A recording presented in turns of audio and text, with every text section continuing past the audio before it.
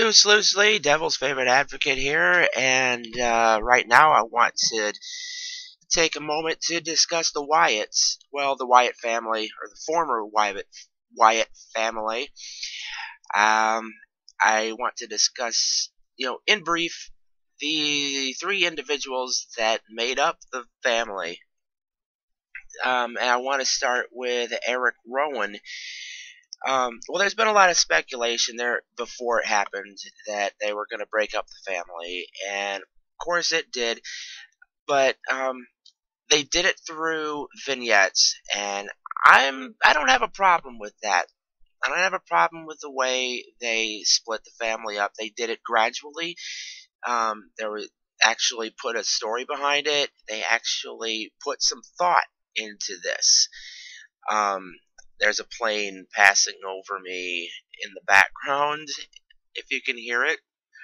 That was not interesting. So, anyway, so Wyatt released Harper and Rowan into the world. The problem that I have with this is what WWE is likely going to be doing with these guys. They are better am than what I am fearing WWE is doing with them, or is going to do with them.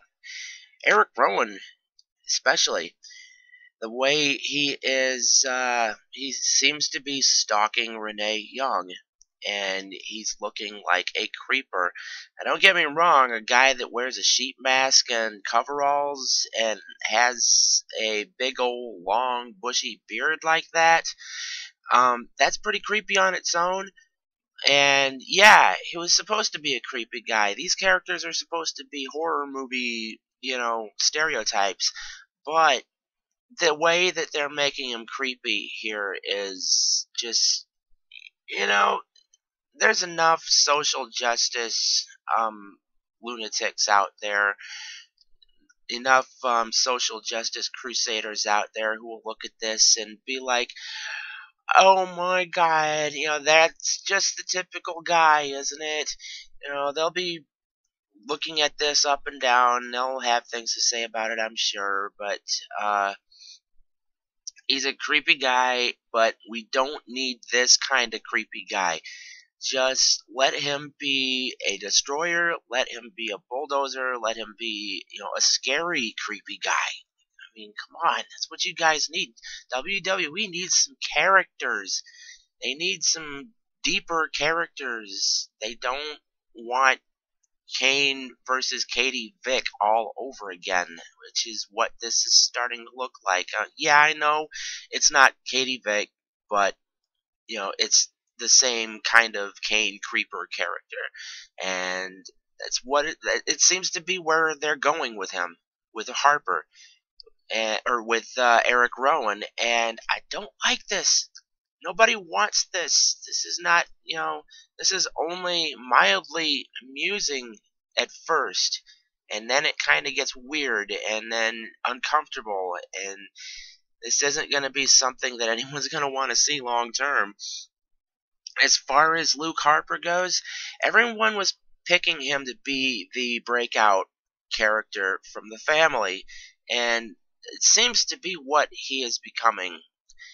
But I think they're turning him into a full-on monster heel because now he's joining Triple H's team in Survivor Series because he is going after Dolph Ziggler, and of course Ziggler's on Cena's team. And what kind of Survivor Series match would it be if all 5 members of each team were not in direct opposition to each other? It's predictable. It's a formula. I mean, it would be more fun it would be more meaningful if they were actually 2 stables or 2 factions going against each other. And that's not what we're getting here. In last week's Raw, the whole thing got really thrown together really quick and really sloppily. And I'm just not feeling invested in the way the Survivor Series match is developing, but that's another matter for another time. As far as Harper is concerned, Yeah, he should be a heel character. He should be a monster.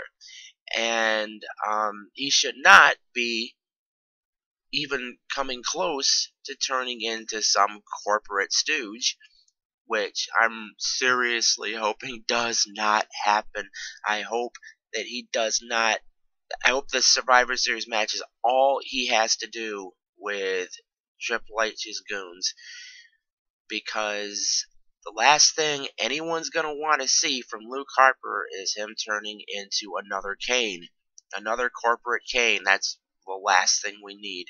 Actually, Kane is the last thing we need, but that's yet another matter for another time.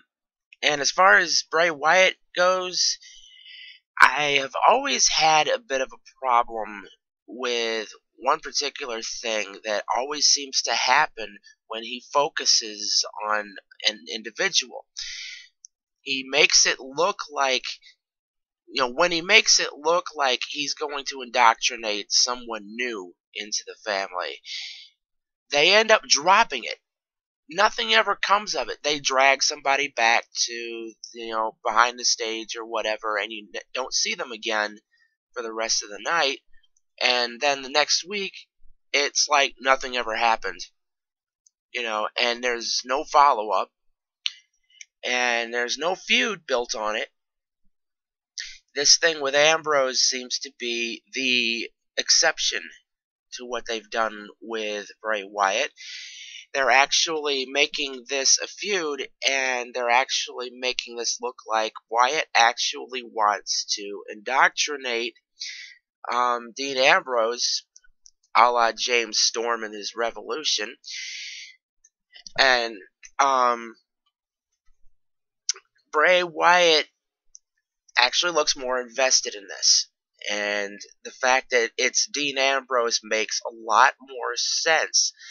The only thing that I am begging WWE to do now is follow through and make it work. Make it reasonable. Make it feasible.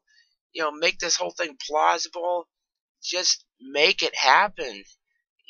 Even if it's just a feud, I mean, that's fine. But I would rather see Ambrose fall under Bray Wyatt's spell. I would rather see him following Bray Wyatt, or at least siding with him, being part of a new family, or maybe an extended part of the family or something. But this would be ideal for Dean Ambrose. This would be a great vehicle for him to break out of eventually, because there's no way Dean Ambrose would survive long term as one of Bray Wyatt's lackeys.